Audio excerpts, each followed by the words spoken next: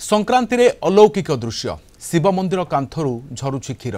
बिनिकार प्रसिद्ध शैवपीठ चरडार बाबा कपिलेश्वर मंदिर रे एभली घटना देखा मिलुछि। मंदिर पार्श्व ऑफिस गृह कांथरू अनवरत भाव में क्षीर झरुथुवा देखा जाइछि। यह घटना प्रचारित होगा परे यहाकु देखिबाकू भक्त एवं श्रद्धालु को नाही नथिबा भिड़ लागिछि। ए घटना मंदिर प्रशासन कहिछि आज संक्रांति थिबारु भगवान को कृपा भक्तों को ऊपर रहिछि। अद्भुत घटना परे मंदिर रे संध्या आरती सहित पूजार्चना को गुरुत्व दिया जाइछि।